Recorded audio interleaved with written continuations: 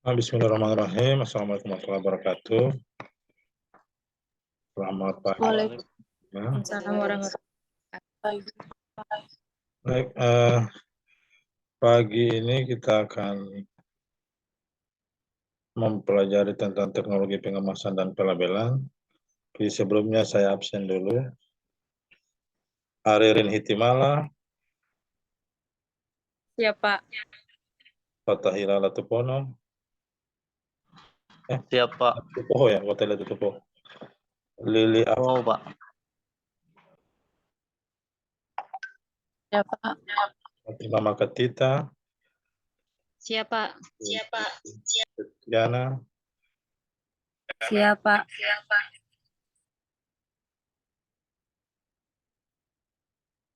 Nah, kita mulai saja pada pagi hari ini tentang teknologi pengemasan dan pelabelan. Tapi sebelumnya semua sehat. Sehat. Meskipun ini pembelajaran secara online, saya berharap semuanya tetap semangat untuk mengikuti mata kuliah teknologi pengemasan dan pelabelan.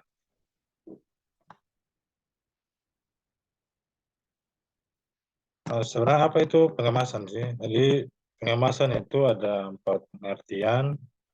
Yang pertama itu merupakan gabungan ilmu, seni, dan teknologi untuk melindungi produk. Kemudian kemasan itu merupakan salah satu cara dalam proses penyediaan makanan yang baik dan higienis agar dapat sampai di konsumen masih dalam keadaan baik. Yang ketiga, pengemasan itu merupakan sesuatu yang melindungi suatu produk dari interaksi zat-zat di sekitarnya sehingga bisa mempertahankan kualitas dari produk.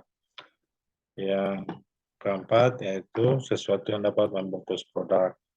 Jadi artinya kemasan ini merupakan sesuatu yang dapat membungkus produk sehingga produk itu terhindar dari zat-zat yang ada di sekitar sehingga sampai ke tangan konsumen dalam keadaan higienis. Nah, kalau kita lihat dua gambar ini, siapa yang bisa memberikan pendapat tentang dua gambar ini? Ada yang kemasan tradisional, ada yang kemasan modern. Fatahila. Siapa? Dari kemasan kedua itu Ya.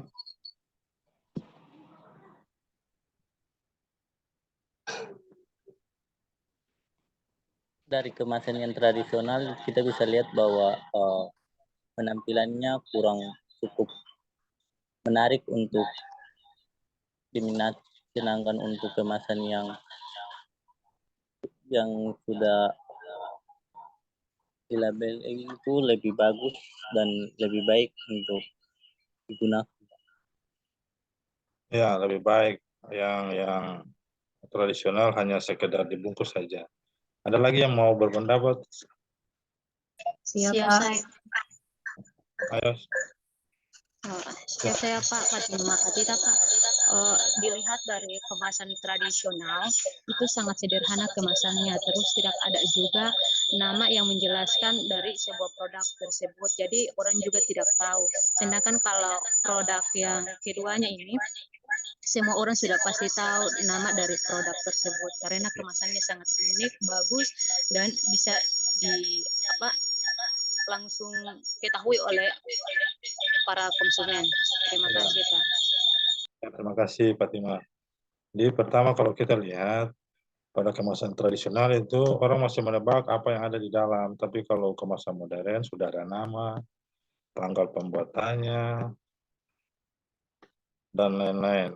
Kemudian beratnya, berat bersih, orang sudah bisa tahu isinya di dalam itu apa. Tapi kalau kemasan tradisional orang masih bingung di dalam, iya pepes tapi matang tidak atau higienis tidak, orang kan belum begitu tahu. Baik, terima kasih Fatahila dan Fatima, pendapat yang sangat bagus. Nah, kalau kita lihat, ini ada beberapa penyebab sehingga produk UKM itu tidak bisa berdaya saing. Yang pertama itu pada proses pemasarannya, mereknya tidak ada, brandingnya tidak ada, seperti yang tadi kemasan tradisional. Orang tidak begitu tertarik waktu melihat kemasannya. Kemudian orang kalau beli tidak akan tahu ini kalau disimpan berapa lama bisa disimpan. Tapi kalau menggunakan kemasan yang modern, setelah melalui beberapa uji produknya, orang bisa paham daya simpannya berapa lama, daya tahan produknya. Yang pasti itu sanitasi dan higienisnya terjaga. Nah, kemudian dari bentuk kemasan, orang akan tertarik mau lihat kemasan modern. Jadi orang lihat kemasannya udah ada label dan lain-lain, orang bisa lebih paham, lebih tahu, oh produk ini lebih bagus. Kemudian dari segi pengetahuan dan teknologi, orang lebih berkembang, lebih berinovasi. Nah, yang berikut itu mungkin tradisional itu karena modalnya belum begitu banyak, beda dengan yang sudah modern, modalnya besar bisa dibuat kemasan yang lebih bagus. Jadi secara umum itu kemasan produk lokal masih sangat sederhana ya, cuma seadanya saja. Nah, sekarang kalau kita lihat keunggulan kemasan, jika kita buat kemasan yang lebih bagus, bahwa kemasan itu merupakan elemen penting untuk mendongkrak kualitas produk saat melakukan pemasaran produk. Kemudian hasil survei itu 80% pengunjung atau konsumen ketika datang ke supermarket atau di tempat-tempat pembelajaran yang besar, orang akan tertarik melihat kemasannya dulu. Oh ini bagus, ini bagus. Dia penasaran isinya di dalam. Tapi yang paling penting dia lihat kemasannya dulu. Secara spontan dia akan tertarik. Nah yang membedakan kemasan produk sadar, kemasan tradisional dan kemasan modern itu nilai jualnya akan lebih tinggi. Karena tertariknya konsumen dengan kemasan itu. Yang pastinya kalau kemasan yang sudah modern, yang tadi, karena kita orang pengolahan, higienis itu lebih penting. Hanya, oh ini produk ini bersih, sudah diuji, sudah melalui beberapa proses, dan higienisnya yang terjaga. Nah, fungsi kemasan itu ada 3. Pertama, dapat melaksanakan program pemasaran, misalnya melalui kemasan, identifikasi produk menjadi lebih efektif. Jadi ada nama brandnya, ada nilai bersihnya, ada tanggal pembuatannya, tanggal kadaluarsanya, orang bisa tahu. Kemudian memenuhi syarat keamanan dan kemanfaatan. Jadi kemasan itu dibuat untuk melindungi produk, misalkan dalam perjalanan dari produsen ke konsumen, tetap aman dan terjaga. Kalau lihat produk kemasan yang tradisional tadi, dan modern, kemasan modern itu dia kelihatan lebih bersih dan lebih menarik. Kemudian kemasan itu fungsinya untuk merupakan suatu cara untuk meningkatkan laba perusahaan. Jadi kalau orang buat pepes ikan bungkus pakai daun pisang, orang buat pepes ikan bungkus pakai kemasan modern, nilai jualnya pasti beda lah. Kemasan yang modern nilai jualnya pasti lebih tinggi, karena nilai jualnya lebih tinggi maka laba itu akan lebih meningkat. Nah, ini ada beberapa aspek dalam kemasan yang harus kita ketahui. Pertama itu keamanan, karena dia menggunakan bahan yang tidak membahayakan lingkungan dan kesehatan. Kemudian tidak terinteraksi dengan zat-zat di sekitar. Kemudian ada nilai estetiknya, jadi atraktif dan menarik, tulisannya mudah dibaca, dan mampu menjual dirinya sendiri. Mampu menjual dirinya sendiri itu maksudnya kemasan itu duduk ada di tempat penjualan, orang tidak perlu datang tanya, ini apa, bisa langsung dibaca di kemasan itu, oh itu ini tanggalnya begini, tanggal kadaluarsanya begini. Jadi dia menjual dirinya sendiri tanpa menawarkan. Kalau masih dibungkus dengan daun pisang kan orang pasti datang tanya, ini apa? Pasti ada orang yang menjawab, tapi kalau dengan kemasan modern kan dia seakan-akan menjual dirinya sendiri. Kemudian komunikatif karena di kemasan itu ada label-label yang berisikan informasi mengenai produk yang akan dijual. Kemudian praktisnya artinya mudah dibawa atau mudah dibuka. Ukurannya bisa kita sesuaikan, misalkan berapa gram kita sesuaikan. dengan segmen pasar. Nah, syarat bahan kemasan itu ada 4. Pertama, tidak bersifat toksik, artinya tidak beracun, baik secara langsung maupun tidak langsung. Yang kemudian itu mudah dan aman untuk mengeluarkan isi produk. Tidak mungkin kita buat kemasan, konsumen dia beli, mau buka kemasan itu susah. Jadi harus mudah dibuka dan aman. Kemudian dia harus melindungi produk. Jadi kalau dengan kayak pepes yang masih pakai daun pisang tadi, kan sudah dibakar atau sudah diasap tuh, kan daun pisangnya mulai hancur. Jadi kemungkinan ada celah, ada semut atau serangga lain masuk. Nah, itu mengakibatkan produk dia tidak bagus atau tidak higienis. Kemudian secara fisik, kemasan itu harus tahan terhadap keretakan atau gesekan atau perubahan cuaca maupun kelembaban. Nah, berdasarkan ragam kemasan itu berdasarkan sumber bahan itu ada beberapa. Pertama itu kemasan alami. Kemasan alami itu kemasan yang diperoleh dari tumbuhan atau hewan tanpa mengalami proses dan tidak mengalami perubahan sifat atau karakteristik dasarnya. Yang kemudian yang berikut ada kemasan buatan. Kemasan buatan itu kemasan yang langsung dibuat oleh tangan manusia atau mesin pengemas. Jadi mesin di-set dulu, diprogram dulu, kemudian dimasukkan dalam mesin dan mesin dia mencetak kemasan. Kemudian ada kemasan dari kertas. Jadi kemasan kertas itu bahan dalam bentuk lembaran koheren atau jaringan yang dibuat dengan di posisi serat tumbuhan, mineral, hewan, atau sintetis atau campurannya dengan atau tanpa penambahan lain. Dan berikutnya ada kemasan plastik. Kemasan plastik itu diperoleh dengan cara polimerisasi, polikondensasi, poliadisi, atau proses serupa lainnya dari monomer atau oligomer atau dengan perubahan kimiawi mikromolekul alami. Nah, kenapa orang harus membuat kemasan? Nah, karena ada beberapa dasar hukum baik untuk melindungi konsumen maupun dengan produk yang dibuat. Yang pertama kalau kita lihat Undang-Undang Nomor 7 Tahun 1996 tentang kemasan pangan, itu ada di pasal 1, pasal 16, pasal 17, pasal 18, dan pasal 19. Kemudian Undang-Undang Nomor 8 Tahun 99 tentang perlindungan konsumen, pasal 8. Jadi konsumen juga berhak untuk menerima produk yang higienis, yang bersih dan aman, sehingga dikonsumsi itu tidak terjadi apa-apa dengan konsumen atau membahayakan konsumen. Kemudian ada Undang-Undang Nomor 18 Tahun 2012 tentang pangan. Itu ada pasal 82, pasal 83, pasal 96, pasal 97, dan pasal 98.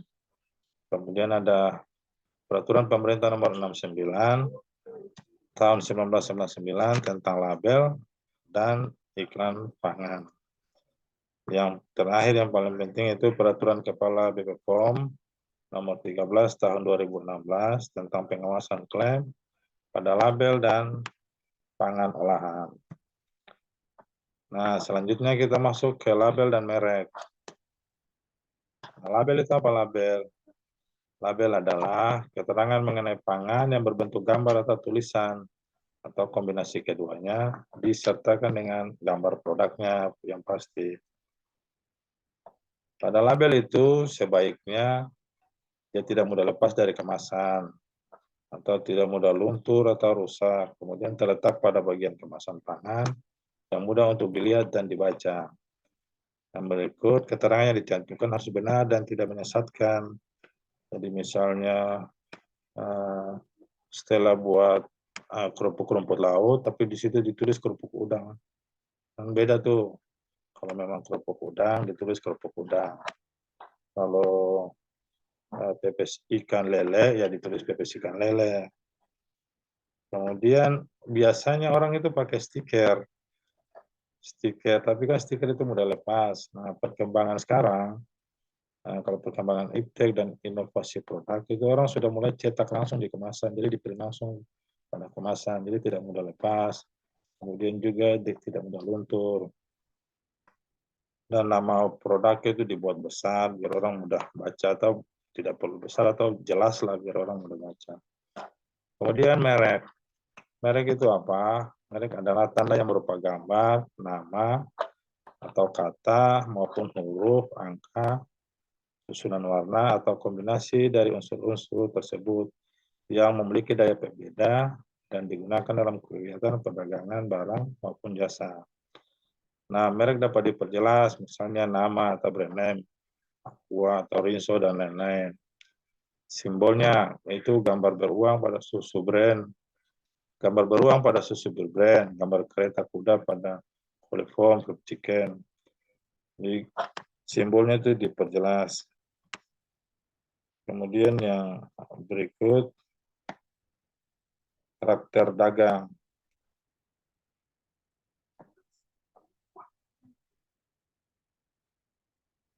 Nah, sekarang apa saja sih yang harus dicantumkan dalam kemasan? Jadi menurut informasi dalam label sesuai dengan Peraturan Kepala BPOM nomor 13 tahun 2016 bahwa informasi pada label itu harus ada merek dagangnya. Ini sesuai seperti yang dilihat pada gambar. Kemudian nama produknya. Nama produknya itu harus jelas biar mudah dibaca oleh konsumen atau orang yang ingin membeli produk. Kemudian daftar bahan yang digunakan. Jadi seperti dijelaskan tadi, apa yang ditulis itu harus sesuai dengan produk yang dibuat. Misalnya daftar bahan yang digunakan. Jadi kalau memang tidak menggunakan bahan A misalnya, berarti jangan ditulis. Tapi kalau digunakan ya ditulis. Kemudian nama dan alamat pihak yang memproduksi. Jadi nama perusahaan itu penting biar orang bisa tahu, oh ini diproduksi di sini. Kemudian ada berat bersih dan isi bersih. Jadi yang kalau kita lihat kemasan-kemasan itu ada produk, misalnya produk cair, produk padat. Jadi kalau produk cair nanti di situ ditulis isi bersih, kalau produk padat nanti ditulisnya berat bersih. Kemudian yang paling penting lagi itu ada keterangan halalnya, artinya dia produk itu sudah melalui tahap uji. Dan yang paling penting itu tanda kadaluarsa. Jadi orang bisa tahu, oh daya tahannya sampai sekian hari atau sekian minggu atau sekian bulan dan lain-lain. Kemudian izin edar, karena tidak semua produk itu bisa diedar begitu saja, harus ada izin edarnya. Nah, yang berikut ini informasi tambahan yang harus dicantumkan pada kemasan. Misalnya ada informasi nilai gizi, atau barcode, atau kode produksi, saran penyimpanan misalnya disimpan di tempat kering, dihindarkan dari matahari langsung, atau lain-lain. Kemudian ada saran penyajian, misalnya kalau pop mie misalnya. Di situ tidak ditulis saran penyajian. Terus orang buka pop mie hanya dilihat. Nah, kan di situ ditulis ada open here, ada itu saran membuka kemasan kan ada kalau kita lihat kemasan pop mie. Kemudian ada aturan atau cara penyajiannya, disiram bla bla bla. Kemudian saran atau peringatan khusus. Misalnya produk ini tidak cocok untuk balita, atau produk ini tidak cocok untuk dikonsumsi oleh orang yang memiliki riwayat penyakit bla bla bla misalnya. Itu penting biar orang tidak sekedar beli, tapi hanya sebagai informasi tambahan yang memang sangat-sangat penting. Nah, ada informasi tambahan lainnya, misalnya produk cairan, artinya cairan itu mudah terbakar, berarti harus diberi kode seperti gambar pertama yang warna merah. Kemudian itu bahan peledak dan lain-lain. Tapi kan kita orang pengolahan lebih banyak ke produk jual dan lain-lain, jadi mudah untuk membuat kemasan, tidak perlu dengan informasi tambahan yang lain.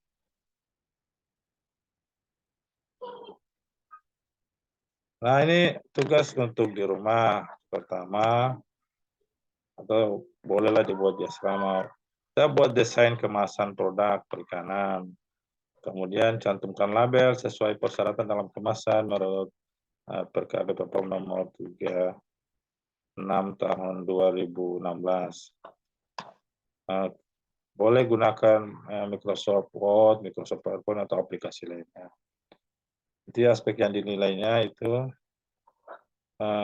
kesesuaian warna, kesesuaian kemasan produk, kemudian informasi yang ada pada kemasan. Jadi demikian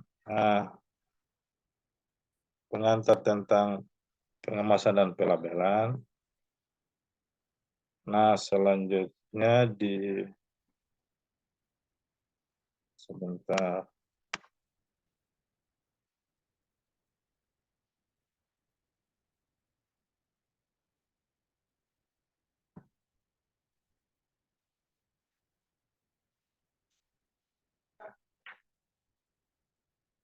Selanjutnya di kolom chat. Coba lihat di kolom chat. Nah, itu ada soal ulangan, soal latihan. Silakan dikerjakan. Saya tunggu 2 menit.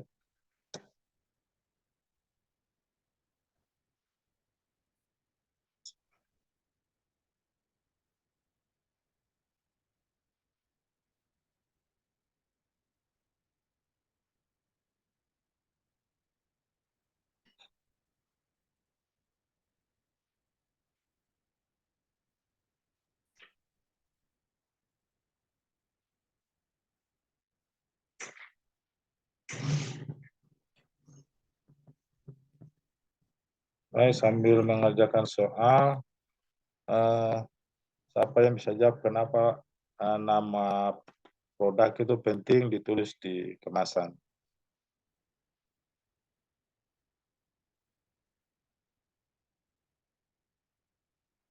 Ada yang bisa jawab kenapa nama produk itu penting untuk ditulis di kemasan? Iya, Pak. Ya, silakan Lulu.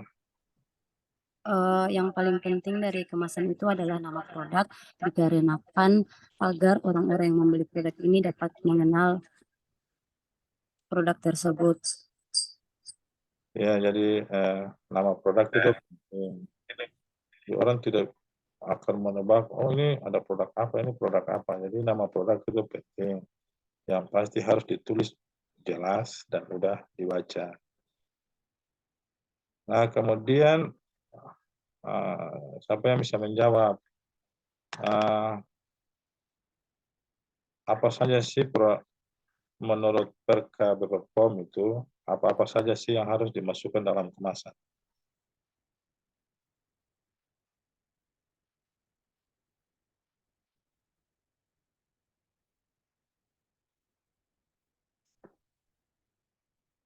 Yang harus dimasukkan ya harus ada di kemasan. Pertama tadi nama produk, apalagi Iya, Pak. yang Ada merek dagang, merek daftar dagang, bahan yang digunakan, ya bahan nama dan alat pihak yang memproduksi atau memasukkan pangan ke dalam wilayah Indonesia, berat bersih, keterangan halal, tanggal buat dan tahun kadaluarsa kode, izin edar kesesuaian. jawabannya sangat bagus. Ada yang mau tambahkan?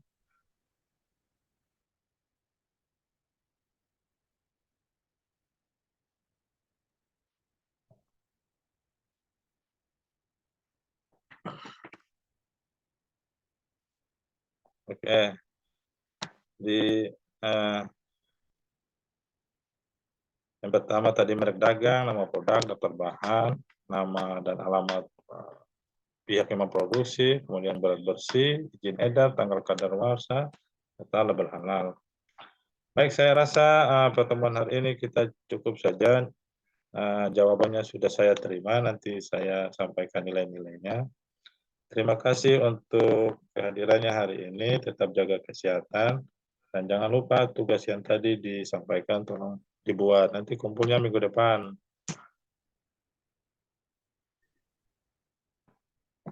Baik, terima kasih atas kehadirannya, tetap jaga kesehatan, salam sehat, billahi taufiq wal hidayah, wassalamualaikum warahmatullahi wabarakatuh. Waalaikumsalam warahmatullahi wabarakatuh.